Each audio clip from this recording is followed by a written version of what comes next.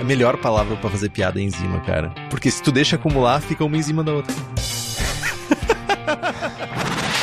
Se você tiver um equipamento que você confia, funciona. Eu não confio no meu, então... Gelatina igual tempo em pó. Melano igual decocção em grão. Desde que eu prometi a Keush, eu nunca mais prometi porra nenhuma. Momento arrombado. Arrombado. Momento arrombado. Começa agora o programa que dissipa mitos e enfrenta até os temas mais difíceis do mundo da cerveja. Apresentado pelo grão-mestre das piadas ruins, Henrique Boaventura. Posso falar a besteira que eu quiser aqui, que tá tudo em casa. Na companhia de pessoas mais inteligentes que ele. Esse é o Braçagem Forte. Alô, Lloyd, Henrique Boaventura aqui e água mole em pedra dura, tanto bate até que fura. E hoje estou aqui com Gabriela Lando, a química cervejeira, para começar mais uma série, e dessa vez a série talvez que nós mais pedimos, mais foi aclamada, mais foi solicitada, falar sobre água. Esse assunto tão específico, mas tão importante para a cerveja que muitas vezes a gente ignora. E não vai ser somente um programa, nem 2 programas, vão ser 4 programas. Um onde a gente vai ter um caráter mais introdutório, vamos falar linhas gerais sobre água. Um onde a gente vai se aprofundar aí em íons, pH e alcalinidade. Um falando sobre águas históricas e como a gente faz correções da nossa água para chegar em perfis históricos ou em perfis que a gente está buscando.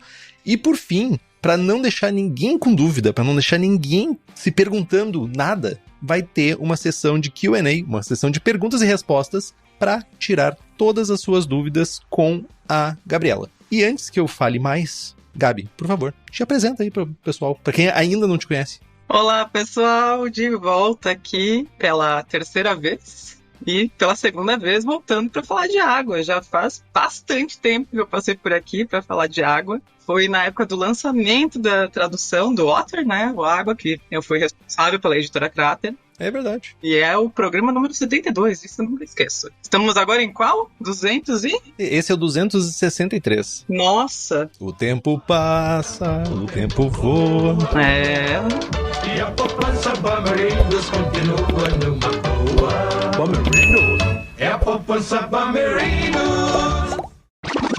E a gente vai indicando a idade, inclusive, por essa música. Por essa propaganda, né? Exato. Beijo, Bamerindos. Jovens, vocês não sabem de nada. Vocês não sabem, vocês não acessaram isso. Mas vão saber sobre água, é isso que importa. É isso aí. No final das contas é isso. Então, fui editora da Crater, para quem não me conhece, ou então para quem me conhece apenas pelos livros, fui editora da Crater. Infelizmente não estamos mais atuando no mercado. Continuo fazendo conteúdo cervejeiro, faço consultorias em água cervejeira, dou cursos, sou juíza BJCP e voltando aqui para comunicar um pouquinho mais sobre ciência e sobre água cervejeira. Vamos trazer a luz, de certa forma, para essa nuvem que tem no nosso universo cervejeiro caseiro, quando a gente está falando, na verdade, né, sobre água. E a Gabi já é conhecidíssima e minha conhecida de muito tempo, já somos de outros carnavais aí, mas apesar de eu ter uma grande estima pela Gabi, eu também tenho uma altíssima estima pelos nossos queridos apoiadores e apoiadoras do Braçagem Forte, que tem vários benefícios ao nos apoiar. Que, inclusive, Gabi é uma das nossas apoiadoras. Nós temos sorteios de equipamentos, livros e merchans exclusivos, participação do melhor grupo de WhatsApp cervejeiro do país. Nós temos acesso ao Julgando Forte, que é a nossa iniciativa de treinamento e aperfeiçoamento de avaliação de cervejas. E já sabemos qual é a próxima cervejaria. É a Stannis. E enquanto a gente não decide qual vai ser o kit do julgamento, você já pode ir acessando o site stannis.com com 2 N's e usar o cupom BFL12 e ganhar 12% de desconto em qualquer produto do site. E eles enviam para o Brasil inteirinho. A Gabi tá lá no interior de Caxias, vai receber. O Henrique tá no litoral gaúcho, vai receber. Alguém está no Oiapoque, vai receber. Então, apoiadores e apoiadoras têm mais desconto, então não perde essa oportunidade. E se tu quiser ter acesso a tudo isso e acompanhar ao vivo a gravação sem cortes, faça como Alan George, André Leguelé, Carlos Alberto Poitevin, Carlos Rogério de Carvalho Dutra, Cíntia Okawa, Denis Torizani, Edmar Kaufeld, Felipe Augusto Kintzer, Gabriel Mendes Souza Martins, Christopher Murata, Leandro Almeida, Luiz Henrique de Camargo, Marcelo Maciel, Maurício Grillet Martini, Ricardo Peixoto Gonçalves, Rodrigo de Lima Costa, Rubens Fernando, Thales de Souza Faria, Thiago Fernandes Dias, Wellington de Oliveira Ferreira, além de um séquito de outras pessoas mais que nos apoiam pelo Apoia-se. O link é apoia.se/braçagem-forte e o link tá aqui no post. E interrompendo rapidamente o conteúdo para falar sobre uma camiseta que conquistou a minha preferência. A camiseta da Insider. O rolê é diferenciado. Veste bem, não amassa, não desbota, e pra gente que passa horas e mais horas na frente de uma panela quente, suando horrores, ela tem uma tecnologia anti-odor e dá uma sensação de frescor. É o tal do conforto térmico. A sensação que eu tenho é que dava pra sair da abraçagem direto pra um passeio, pra aquele rolezinho com a família.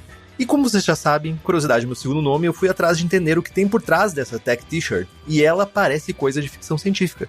É como se fosse o ápice tecnológico da camiseta que tu usa no teu dia a dia. Tecido exclusivo e modelagem perfeita para juntar conforto e vestir do jeito que tem que ser, no grau. Então corre lá no site da Insider e compra as tuas usando o cupom BRAÇAGEMFORTE. Boas braçagens!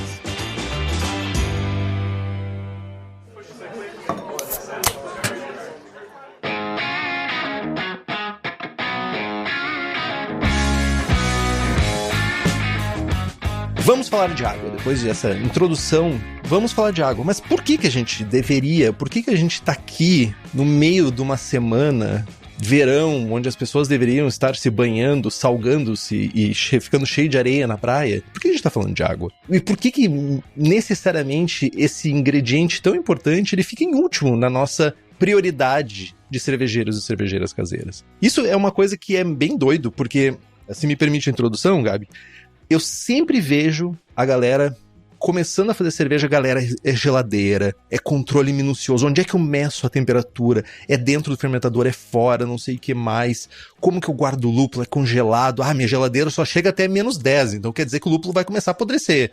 A moagem do malte, não sei o que mais, mas eu raramente, pra dizer que eu não vi alguém se importar com tamanho afinco, com outros processos, se importar com a água como se importa com outros processos. Tadinha desse querido ingrediente, né? E a gente sabe que a maioria desses ingredientes, eles podem ser substituídos.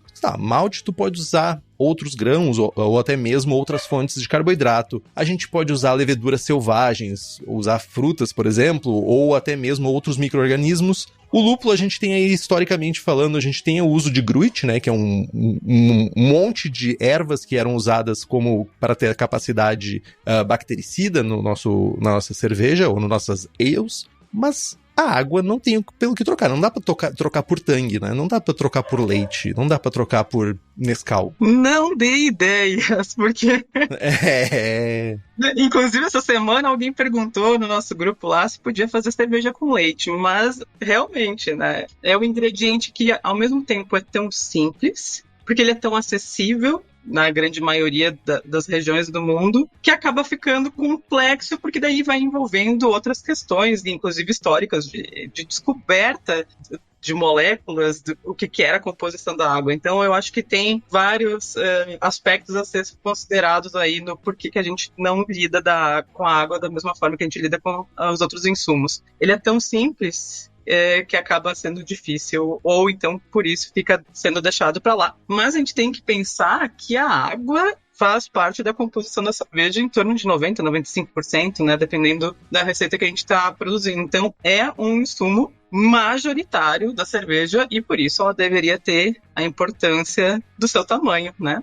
E além disso, além de ser importante pro produto em si, ela também faz parte de todo o processo cervejeiro, né? A gente tem que fazer a limpeza, a gente tem que fazer várias outras coisas que vão depender da água, não só apenas aquela que vai acabar no final, né, na nossa garrafa, na nossa lata. Mas assim, vamos começar a colocar um pouco em números e perspectiva do tamanho da importância da água, faz mais de uma época que começou a ser realmente falado sobre questões ambientais em cervejaria, né? Com mais afinco. Não que não fosse um assunto já discutido anteriormente, mas com mais afinco a gente encontra mais uma década, 2 décadas no máximo. E aí a pegada hídrica, a pegada da água também surgiu da mesma forma que pegada de carbono, né? O quanto que a gente gasta de água, no caso, para se fazer 1 litro de cerveja. E aí começou a aparecer nas grandes mídias bastante sobre esse assunto. E surgiu, então, a preocupação das grandes empresas para reduzir essa pegada hídrica. Ela não envolve, né, como o do carbono, não envolve só a que vai ficar no produto final, envolve desde o campo até o final, até chegar na nossa geladeira. Mas é difícil, né, das cervejarias conseguirem fazer esse monitoramento, né? Imagina ficar pensando quanto de água foi usado no campo para plantar a cevada e quanto de água vai para o lúpulo, etc. Mas algumas estimativas, e aí tem alguns estudos de organizações privadas e também algumas organizações tipo o WWF junto com a não mais existente SABMiller, que dão em torno de 300 litros, foi um número maior que eu encontrei, de 300 litros de água gasta para cada litro de cerveja produzida. É uma enormidade, né? Mas, como eu disse, as cervejarias acabam não tendo controle sobre isso. Tem uma coisa interessante nisso, Gabi, que tu trouxe, que é... Eu sei que a cervejaria não tem o controle sobre a parte do campo, né? Até o ingrediente chegar na porta da cervejaria, realmente é muito difícil porque depende de outros tentáculos da indústria para ter esse mapeamento, né? E para ter precisão, principalmente. Mas eu, por outro lado, também tem um cuidado dentro da cervejaria que podia existir, que raramente existe, né? Não sei em macro cervejarias, que é, beleza, no momento que eu liguei a torneirinha pra dentro, eu posso botar um mínimo controlador de fluxo pra ter uma ideia de volume que eu gasto por mês, por exemplo. E não vejo isso acontecendo. Honestamente, não vejo isso acontecendo. Talvez só por questões monetárias, né? E aí sim, vai ter... Aqui a gente sabe que tem o controle, né, da água de abastecimento, então... Por aí vai ter esse controle, mas eu acho que realmente não é feito essa divisão, ou a grande maioria das cervejarias não faz. As grandes, sim, têm um pouco mais de controle, e por isso que a gente consegue ter dados sobre isso. Voltando a esse artigo que eu encontrei da WWF, né, que é uma organização voltada para o meio ambiente, e aí foi junto com a SABMiller, isso é um estudo de 2012, tá?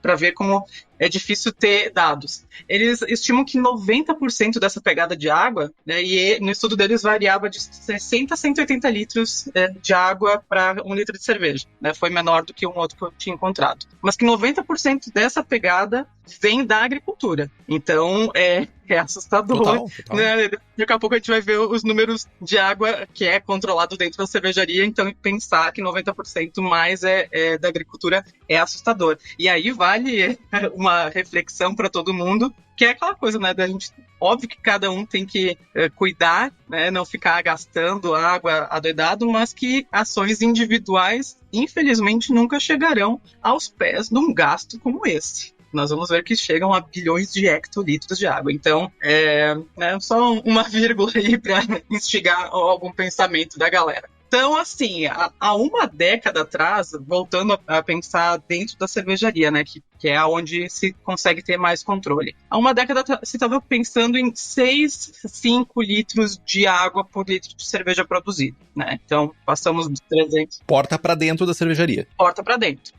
Então, né, pensar isso dos 90%, então 5, 6 litros era a média de gasto há uma década, e aí começou um declínio. Aí, então, por exemplo, a antiga SABMiller, em 2008, anunciava uma relação água-cerveja, vamos pensar assim agora, né, de cerca de 4,6 litros de água para cerveja produzida, 2008. 2009, eles já reduziram para 4,2. E aí eles estavam querendo, em 2015, na verdade, alcançar 3,3 e eles alcançaram até um pouco menos. Aí, claro, foi vendida para a Ambev, né? Então, os dados agora acabam se tornando os da Ambev. E falando nela, em 2009, a empresa declarava ter uma relação média de água de 4,04, chegando a 2,64 em 2022. E a meta deles é alcançar 2,5 nesse ano, de 2025. É muita eficiência, né? É muita eficiência. Pensando que a gente saiu de 6 para 2,2 em uma década e meia. Mas, claro, isso é uma média global. Tem cervejarias que conseguem ter uma eficiência ainda melhor, né? Então, a média global das fábricas da Ambev é isso. Vamos ver no final do ano se eles nos anunciam que chegaram a esse 2,5. A Asahi, aquela japonesa, teve uma redução de 40% no consumo deles de 2010 a 2020 e eles chegaram a 2,82 litros de cerveja para cada litro de água. Não, desculpa, 2,282 litros de água para cada litro de cerveja. Colocando esses números em números absolutos, em 2023 foram produzidos 1,88 bilhões de hectolitros de cerveja no mundo, tá? De cerveja. Eu não consegui encontrar os dados do uso de água. Eu não consigo nem pensar quantos zeros é isso. Eu tô tentando fazer, mas é muito zero. Então, são muitos zeros. Bilhões de hecto. Hecto são 100 litros. Então, né, a gente tenta reduzir o número para estimar, né, não ficar perdido nos zeros, mas então, de cerveja, isso foi produzido no mundo 1,88 bilhões de hectolitros de cerveja. Não tem o consumo de água isoladamente. Eu consegui encontrar por empresas, e aí, claro, são as empresas maiores, né? E aí, para ter uma ideia, que só a Ambev e a Heineken juntas consumiram 2,3 bilhões de hectolitros de água. Então, já o quanto eles usaram de água foi maior do que a produção de cerveja, obviamente, né? Que a gente está falando isso até agora. Mas, para ter ideias de valores, é muita água. E aí, a gente tem que ficar não falando dela, ela tem uma importância muito gigante, né? Não somente falar sobre ela, mas eu acho que o que fica nítido aqui, e a gente vai se aprofundar mais nesse programa onde a gente fala de linhas mais gerais sobre água e a importância no universo cervejeiro, é o quanto que é uma noção que talvez falte para as pessoas, porque a água, ela é de graça. Todos os outros insumos cervejeiros é de graça, bem entre aspas. É importante isso. Sim. Todos os outros insumos tu tem que ir na loja, tu tem que pagar, daí eles estão ali. A água que tu usa, geralmente, pra fazer cerveja, tá na torneira. Aí tem aquela visão de que é uma coisa menos importante. Só que quando a gente olha pro consumo de água, pro desperdício de água e outros fatores, né, que a gente vai conversar sobre isso mais pra frente, aí tu começa a entender por que é realmente importante a gente falar sobre isso. Com certeza. Bom, passamos do mundo gigantesco, né, das grandes empresas, vamos pensar em nível craft. E aí os dados começam a ficar ainda mais escassos. É bem difícil de encontrar algum dado. Encontrei um relatório produzido pela Brewers Association de 2014 a 2018. Infelizmente, não consegui acesso ao relatório que saiu ano passado. Não foi ano passado, foi 2023, que dava conta de 2017 a 2021, se não me engano, porque, né, a gente não tem 200 doletas para ficar botando, infelizmente. Então, Brewers Association, mal a EBA. por favor. Né? Então, eu só consegui acesso esse relatório de sustentabilidade um pouco mais antigo, mas que a gente consegue ter um pouco da ideia do mundo craft na questão de água. E ele mostra exatamente o que já era esperado. Quanto maior a capacidade de produção de uma cervejaria, menor é a relação água-cerveja. Na média, essa relação caiu de 5,1 para 4,8 nesse período de 5 anos. Mas a gente tem que ver a questão de dados e a aquisição desses dados, né? Foram poucas cervejarias que realmente participaram durante 5 anos. Então, eles têm uma listagem das cervejarias que deram os dados por 5 anos, por 4 anos, por 3 anos, por 1 ano, que era o mínimo de permanência para conseguirem construir esses dados, esse relatório. Mas, enfim, então tem esse viés também de dados. É sempre importante a gente olhar isso quando a gente está pensando em relatórios, né? Mas, sim, que tinha tido essa queda, né? E o que eles falam é que quanto menor a cervejaria, elas tendem a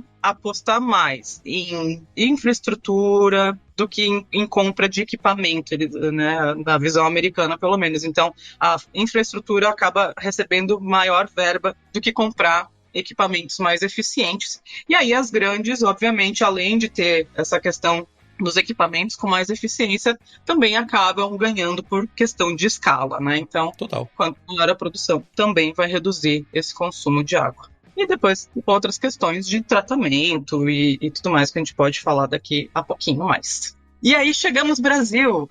Será que tem algum dado do Brasil? Tu imagina isso, Henrique? Lógico que não. Óbvio que não. Lógico que não tem nenhum dado. Óbvio que não temos. É muito complicado quando a gente pensa, né? A gente usa água. Esses são os dados do Brasil. A gente usa água. E o pior, eu gostaria de fazer até uma enquete. Cervejarias, vocês usam filtro? Porque tem algumas que eu fico na dúvida.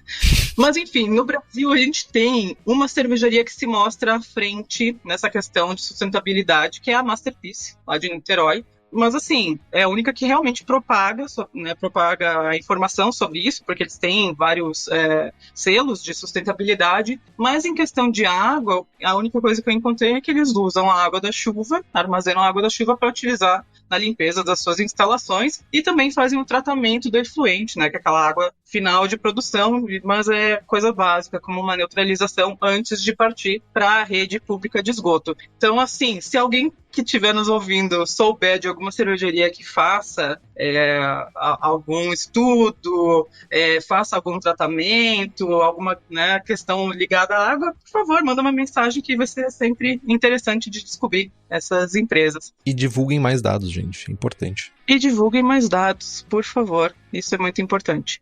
E a nível caseiro, Henrique? Quanto tu gasta de água? Porque, né? Eu comecei como caseira, mas uma caseira muito fajuta que não faço cerveja só de vez em quando, 2 vezes a cada morte de bezerro. Já fez as contas? Quanto que tu gasta? Já, pior que eu tenho essa preocupação. Eu tenho esse cuidado com a água aqui. Faz algum tempo já que eu comecei a ter cuidado de guardar a água do resfriamento, por exemplo, para fazer a limpeza depois. Eu uso também a mesma água depois de resfriada, né? Porque ela sai quente. Eu uso para irrigar o meu pátio, a grama, as plantas. Mas para 20 litros, a minha eficiência é uma desgraça. Mas para 20 litros, sendo que eu não chego em temperatura de inóculo com o resfriamento, eu gasto em torno de 200 litros para fazer 20 litros de cerveja. Uau! É bastante coisa. 10 para 1.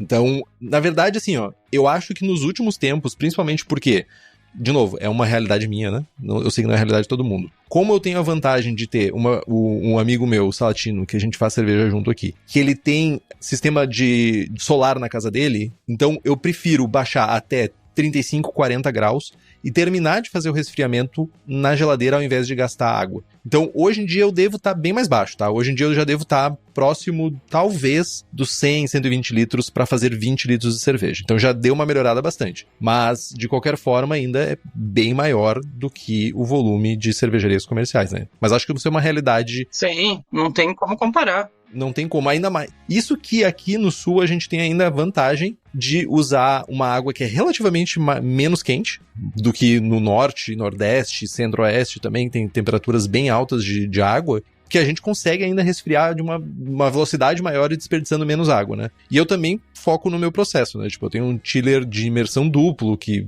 acelera bastante o resfriamento. Mas no meu universo é assim. Mas, Gabi, sabe onde que tu encontra todos os materiais necessários para lidar com água? Não somente lidar, como para usar água para resfriar, por exemplo, ou para filtrar, ou usar sais? É na Lamas Brew Shop, que tem tudo para você fazer a sua cerveja em casa. Tudo, absolutamente tudo. E se você usar o cupom Braçagem Forte, tu ainda tem desconto. Então acesse o site lamasbrewshop.com e receba na sua casa.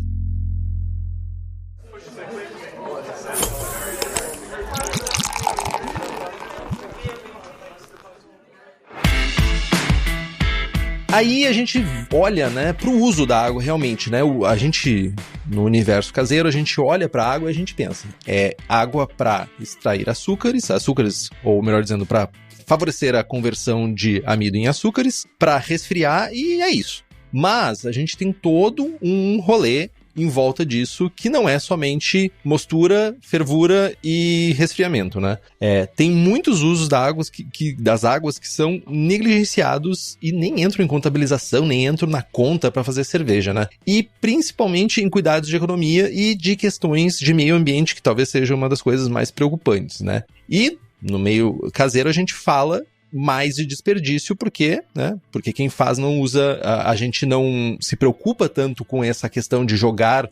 A água que eu tô usando eu vou ter que tratar antes de jogar no esgoto. Isso não é um problema, porque geralmente a gente não faz nenhum tipo de tratamento nessa água. Raramente usa-se algum tipo de químico que realmente vai criar um impacto na rede de esgoto da sua cidade. Mas pode ser que alguém use. Mas enfim, no meio profissional isso já muda de figura, né? Sim, e a gente não pensa realmente em tantas áreas, né? Como pensando em caseiro, a gente não consegue imaginar na indústria em quantas áreas é importante, né? E se a gente pensa que tem banheiro, que tem restaurante, né? Um brewpub associado, então vai ter também as instalações envolvidas nisso, né? Nessa pegada hídrica desses locais, a conta também vai, né? Para essa parte dessas instalações adjacentes. E aí, dentro da própria fábrica, chegou ali no ponto principal de distribuição. O que vai para banheiro, beleza, a gente não precisa de tratamento. Mas quando entra para a fábrica propriamente dita, a gente tem que começar a ter um cuidado maior da água, né?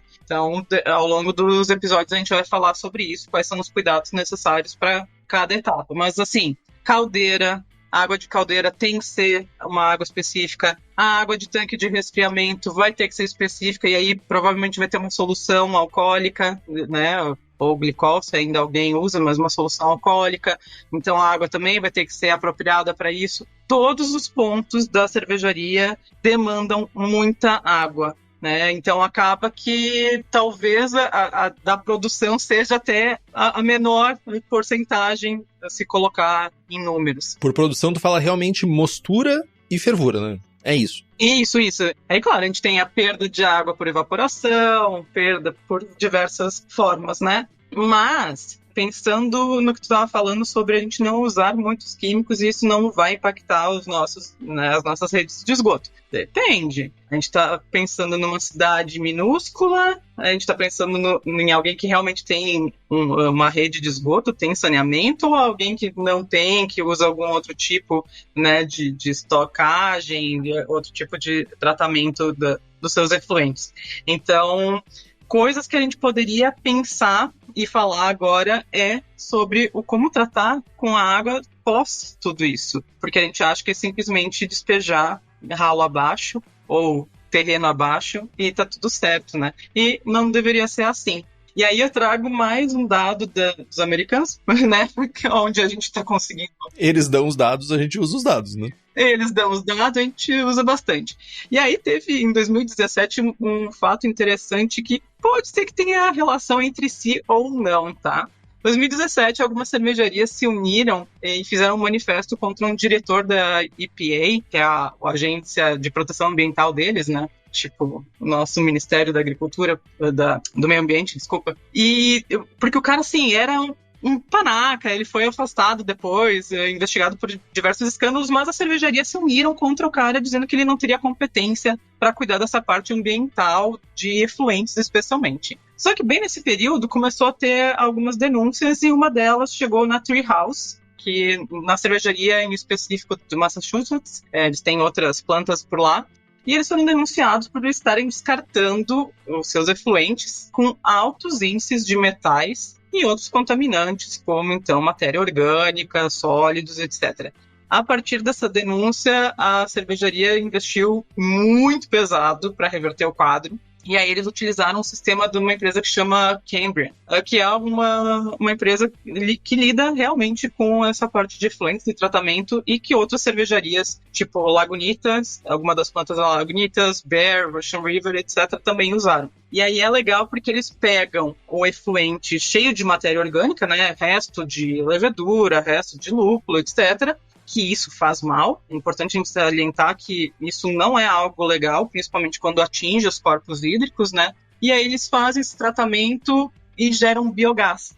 Então, além deles conseguirem reaproveitar a água, porque ela fica limpa pra um caramba, além disso, eles conseguem ter essa geração de biogás que usa na parte energética também da cervejaria. Então, eles estão, assim, muito avançados na questão de sustentabilidade por lá, por causa dessa denúncia. É bem interessante isso.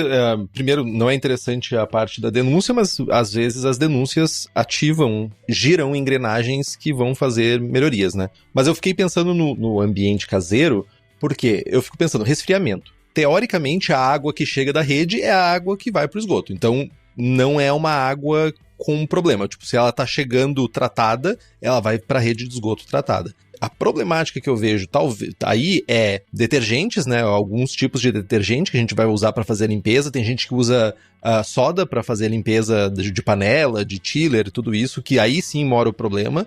Mas tem maneiras também de tratar isso. Por exemplo, aqui em casa eu tenho um lugar onde eu deposito toda a matéria orgânica do meu processo. Então, antes de botar detergente, é a água e essa matéria orgânica vai para um cantinho ali que eu sei que eu posso colocar ali e as plantas vão absorver aquele subproduto e meu cachorro não vai chegar perto do lúpulo. Mas eu imagino que isso não é uma realidade para quem mora em apartamento, enfim. Mas, total. Acho que, assim como eu, várias pessoas começando a pensar, tipo, tem um pouquinho a mais do que eu tava pensando aqui no processo.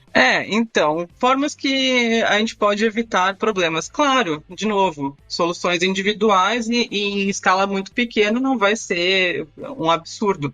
Mas, tem uma casa na beira de um lago, na beira de um rio, e começa a despejar esses resíduos naquele rio, pode dar problema. Né? Isso provavelmente é a realidade de algumas das pessoas que estejam nos ouvindo. Então, como que a gente pode lidar com essas águas pós todo esse processo? A água de limpeza que utilizou, então, detergente alcalino. Bota numa bombona, armazena aquela água ali e neutraliza. O que é neutralizar?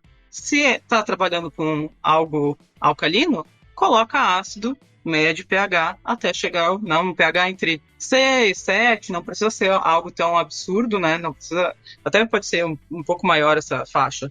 E aí despeja. Então, neutralizando a acidez e a alcalinidade, a gente já tem uma grande vantagem.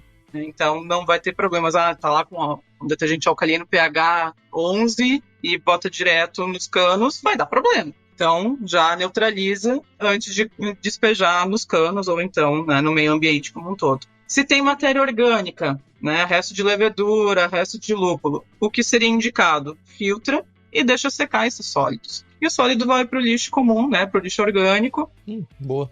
Não tinha pensado nisso. E o resto, aí faz a mesma coisa, Se tiver com pH muito absurdo, o que não vai ser o caso, também só dá uma neutralizada e pronto, despeja. Então, essas são as formas para o pessoal caseiro lidar de uma forma melhor. E aí, voltando, a Masterpiece faz isso da neutralização, que eu estava falando. Então, é algo que indústrias um pouquinho maiores também fazem, ou deveriam estar fazendo.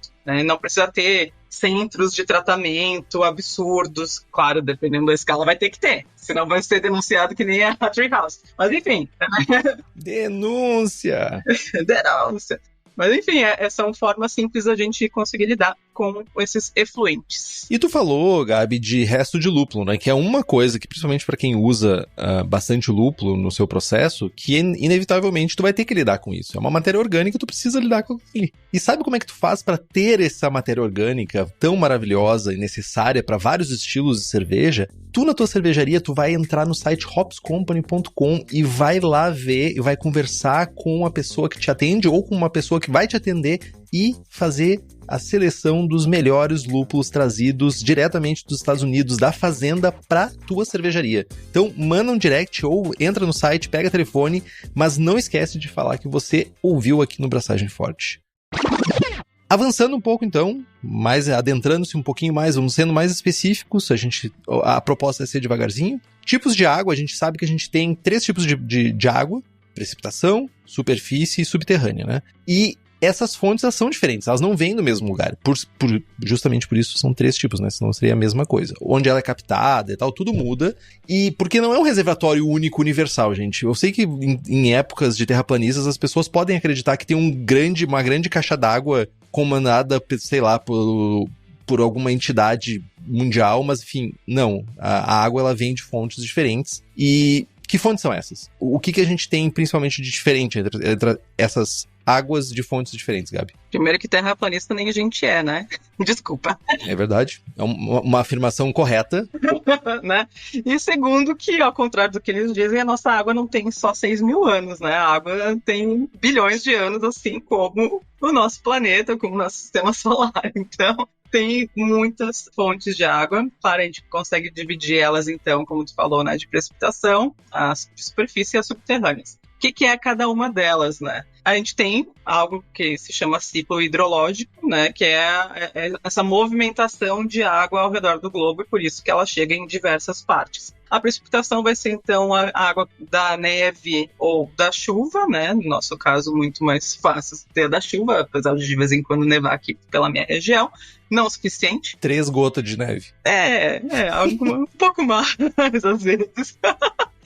Mas, enfim, a água da chuva, né? Então, a formação das nuvens, etc. Conforme a água precipita, ela vai captando os elementos que estão ali pelo meio ambiente. E aí, claro que dependendo do ambiente que isso ocorre, a gente vai ter maior incorporação ou não de poluentes e de outros materiais. A gente vai ter principalmente CO2, né? E aí começa a dissolver, e aí por isso a água começa a baixar um pouquinho de pH, que isso é assunto para o próximo programa. Boa. Mas, por exemplo, se tem uma região muito poluída, né? A área industrial, e começa a chover, se a gente for fazer essa captação dessa água da chuva, a gente vai perceber que ela é uma chuva ácida, né? Por isso que existe o termo de chuva ácida. Aquela que consegue corroer, inclusive, estátuas de mármore da Grécia e tudo mais. Chegando na superfície, essas precipitações vão se acumular e vão formar o que a gente, né, conhece como, então, rios, lagos, etc. Elas vão ter, então, a incorporação de matéria orgânica, e aí isso vai ser proveniente tanto de folhas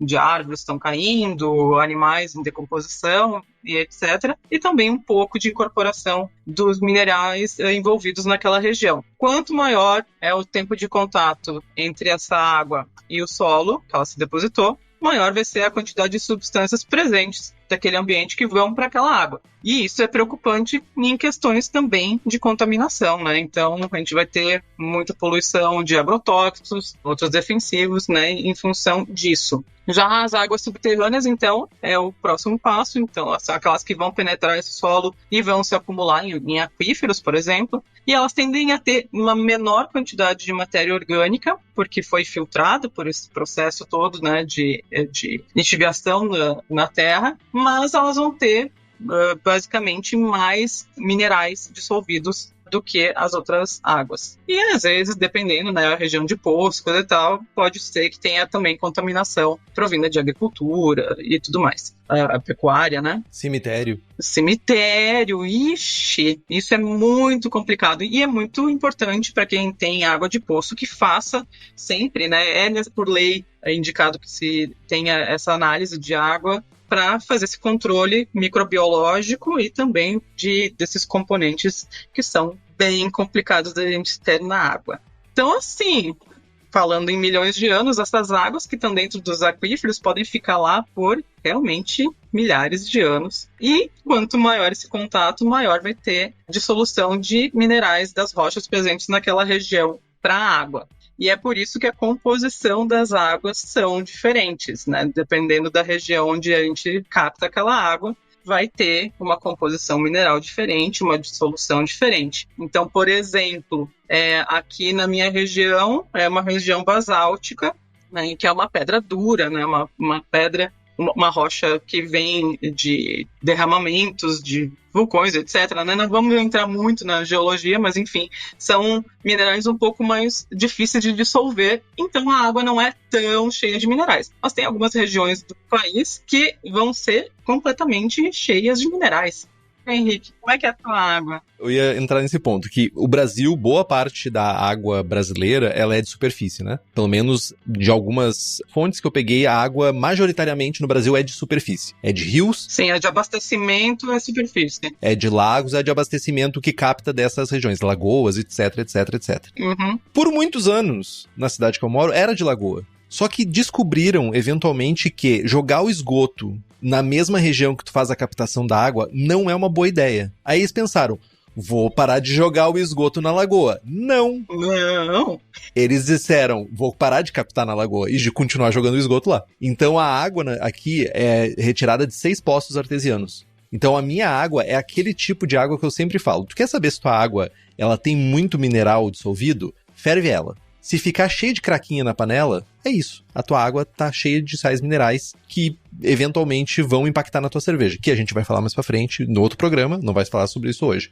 Mas então, a pergunta que eu ia te fazer, Gabi, bem direta é, a gente sabe que cada uma dessas águas, vamos falar principalmente de superfície subterrânea, que é o que mais a gente vai usar. Necessariamente não, mas por via de regra, a água de superfície, ela é uma água mais desmineralizada, com menos minerais dissolvidos, e a água de poço ou água de subterrânea, ela é uma água com mais minerais dissolvidos, ou isso pode variar de acordo com região e região? Porque eu entendi o que tu trouxe agora, que a tua não é tão mineral. Pode variar, mas a de abastecimento não, mas eu também tenho poço e aí sim vai ter mais, no caso aqui, carbonatos, tem um pouquinho mais elevado. Mas, sim, regra geral, pode ter algumas regiões que não, obviamente aí também vai depender disso, do quanto ao redor daquela bacia de captação vai ter movimentação, moradia, indústria, etc. Tem regiões que, né, não vão ter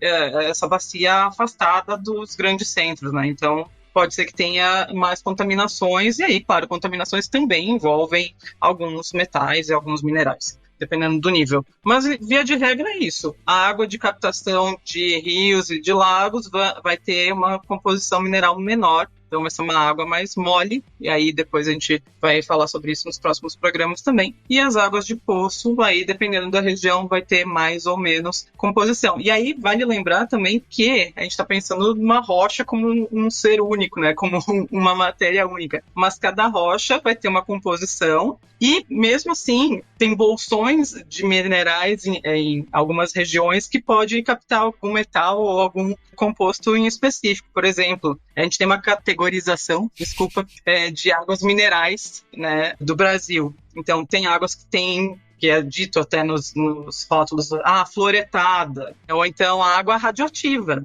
porque a gente tem naquela região onde a água foi captada algumas rochas que têm na sua composição os elementos radioativos. Não quer dizer que ela vai ser radioativa, né? O plutônio, urânio. Não é água de Chernobyl, gente. Não é isso. Não, ela vai ter, né? Ela tem um limite para ser consumida, né? Mas, de qualquer forma, tá lá presente esses elementos radioativos e assim por diante, né? Então, isso, por si só, vale muito dizer que elimina o tal do mito da água pura. E aqui vem a prof de Química tentando sempre esclarecer isso, né? Porque tem muito isso de, porque a química faz mal, é água pura. Não, água pura não existe, né? Porque a gente não tem água H2O saindo da nossa torneira, vai ser sempre com muitos elementos. E aí, em virtude disso, né? Principalmente desses minerais que vão estar presentes nessas composições das rochas ao nosso redor. Não somente isso, né? Não somente os materiais da água coletada, quanto os elementos que vão ser adicionados para tratar essa água, né? Posterior à coleta, né? Sim. Que vão ser exógenos àquela água que foi captada, né? Isso é deveras interessante também. E falando sobre poço, tu falou uma coisa interessante, né? Que tem poços e poços de artesiano. A região não é gigante onde eu moro, mas são 6 poços. E eu consigo ver que a água tá diferente de acordo com o poço que está sendo captada naquela semana, naquele mês ou naquele período. Porque muda a minha água. A minha água tem períodos que ela tapa a panela de uma camada branca, né? Que é são os carbonatos, né? Sim. Geralmente carbonatos, cálcio, alguma coisa assim.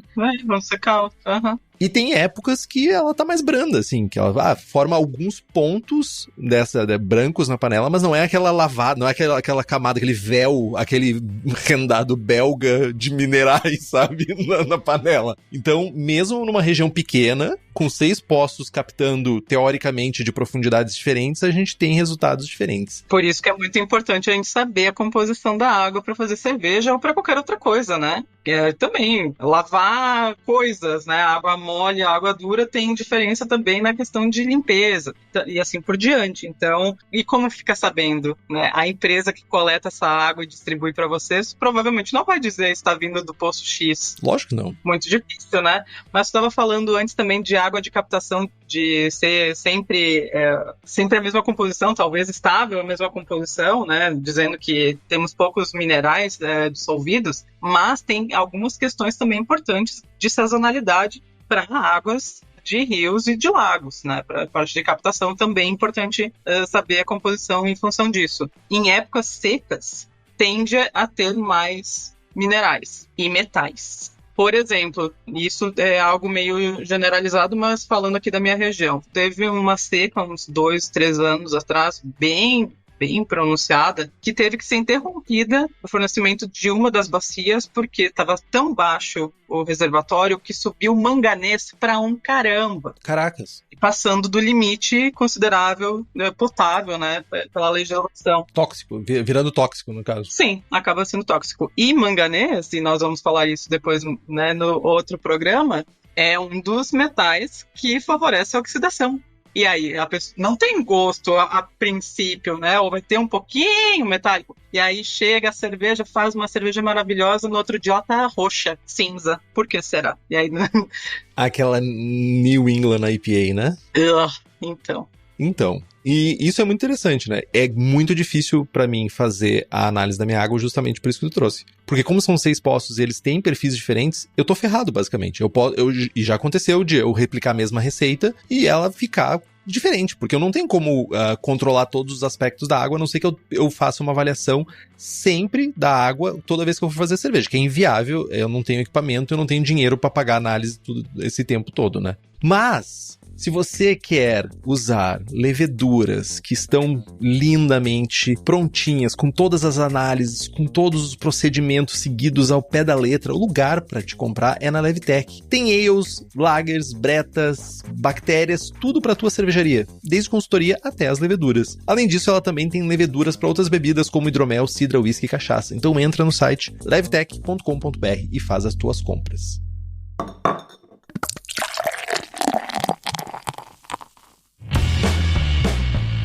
Gabi, se encaminhando já para o final dessa introdução, a gente já sabe de vários aspectos para que é usada a água no meio cervejeiro, a gente já sabe que ela vem de uma miríade de lugares diferentes e que isso pode e vai impactar no perfil dela, né? Mas aqui eu acho que a gente já poderia dar já deixar um cheiro, né, para os próximos programas, que seria entender um pouquinho mais a nível micro o que realmente é água, né? Então, realmente, esse programa foi mais para a gente bater papo e começar a introduzir o assunto, mas, obviamente, eu, como química, temos que começar a falar um pouquinho mais pesado. Óbvio que a gente vai estar tentando sempre fazer com que esse conhecimento seja mais fácil possível de se entender, mas alguns conceitos são importantes da gente saber. Então, também voltando no que eu estava falando de água pura, né? O que seria uma água pura? Né, o que é a água? A água é uma molécula composta por 2 tipos de átomos, né? São 3 átomos de 2 tipos. Então, 1 oxigênio e 2 hidrogênios. E é interessante porque a água é um objeto de estudo há muito tempo. Muito tempo. E ainda segue sendo, e as suas propriedades são muito interessantes. A água é dita, essa molécula de água é dita como anômala. Ela tem um comportamento diferente das demais moléculas.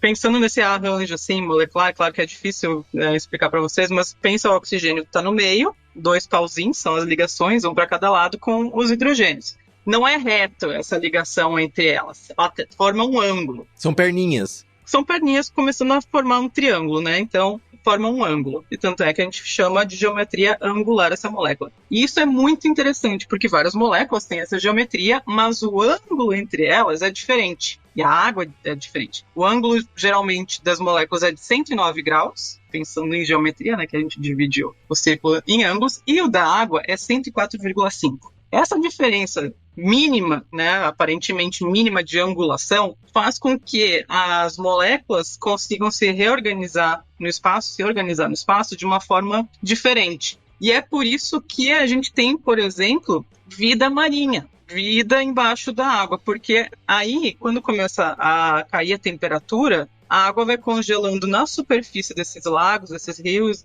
né, oceano que seja, e não deixa com que o resto congele, porque, né, se fosse sempre a mesma matéria, tudo congelaria, né? Uhum. Mas é essa propriedade anômala. Claro, né, isso pensando num mundo gigante, mas isso acontece no nosso dia a dia também. Isso acontece naquele fenômeno de colocar a água dentro do congelador e a garrafa estourar.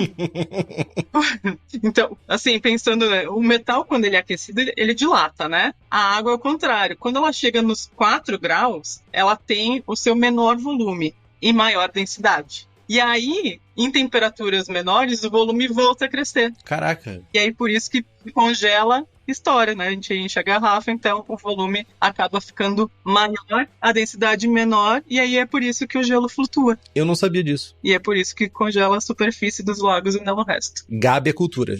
Gabi ciência cervejeira, uai. Exatamente.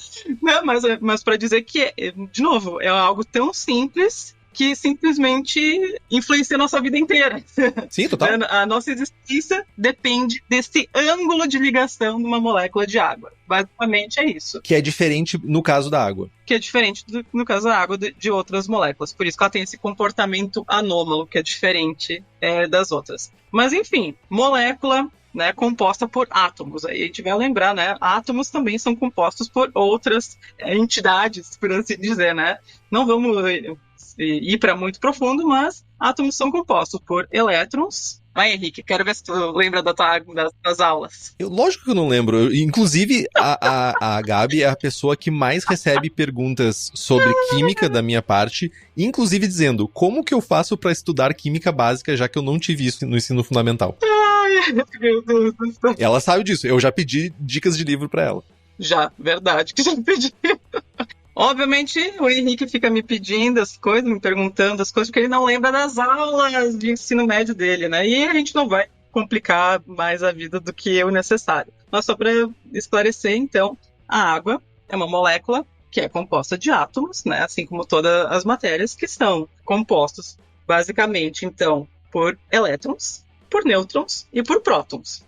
Lembrou do ensino médio? Lembrei. Beleza. O que acontece quando a gente tem uma molécula que perde ou ganha elétrons? E outra questão, isso só acontece com os elétrons, tá? A gente não tá falando de perda ou ganho das outras partículas subatômicas. São os elétrons que se movimentam, até por isso que a gente tem eletricidade e tudo mais. Mas enfim, quando a gente tem essas moléculas ou átomos em si que perdem ou ganham elétrons, eles vão virar íons. Então nós vamos ter os ânions, que são aqueles que vão ter carga negativa, ou seja, eles vão estar recebendo mais elétrons. E a gente vai ter os cátions, que são os íons positivos, ou seja, eles vão ter perdido elétrons. Tá? Então eles ficam com uma carga positiva um pouquinho maior. Isso é importante para o nosso próximo programa, para a gente entender quais são os íons de importância cervejeira e quais que a gente vai ter que adicionar ou retirar das nossas águas. Uhum. E lembrando que eles não existem sozinhos, né? Por exemplo, lá na rocha,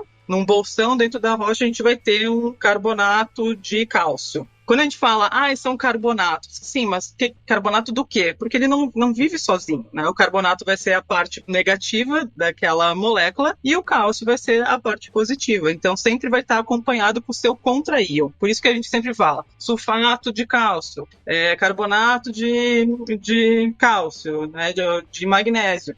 Sempre é importante que a gente tenha essa diferenciação e essa complementação, porque se a gente chegar para um cervejeiro e dizer, tem que ter tanto de sulfato, beleza, daí o cara pega só um sulfato. Onde eu compro o sulfato? E outra, tá lá com a análise, e a água dele tá cheia de carbonato de cálcio, e aí ele pega um monte de sulfato de cálcio.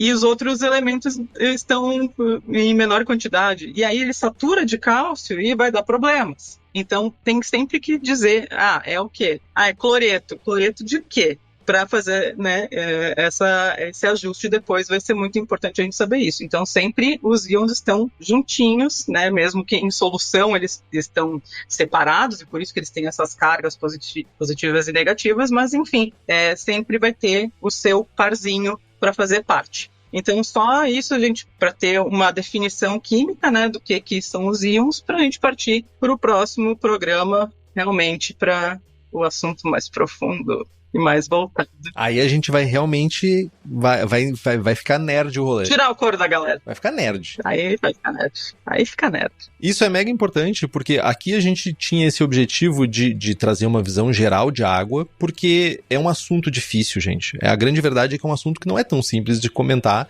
de principalmente fazer um programa sem fazer apresentações e tudo isso. Mas a Gabi tá aqui junto com a gente para facilitar a nossa vida, para fazer com que essa série seja o mais proveitosa possível e que a gente consiga, né, sair depois desses episódios com uma visão melhor e principalmente cuidando mais e sabendo melhor modelar, moldar, adaptar a nossa água para as nossas necessidades. Gabi, muito obrigado. Mais uma vez, muito obrigado. A gente vai se ver logo em seguida para os próximos episódios, mas muito obrigado pela presença aqui. Eu que agradeço o convite para estar falando sobre esse assunto que realmente eu gosto muito. Sempre tento estar por dentro e até por isso que eu vou pelo Brasil fazendo os cursos sobre água, porque eu sei que é algo difícil, né? Tem essa questão de não lembrar do ensino médio ou então ter essas dificuldades com química, então é importante que a gente abra essa comunicação por aqui. E muito obrigado de novo por estar me recebendo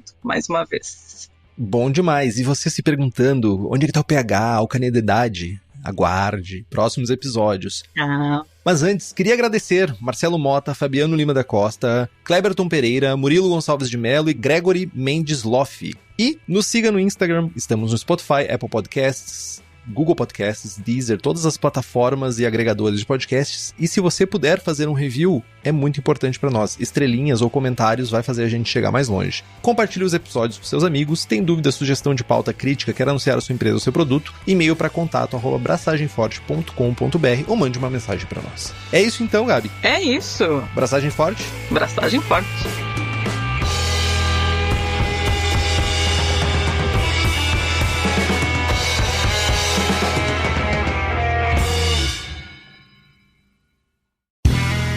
Este podcast foi editado por Play Áudios.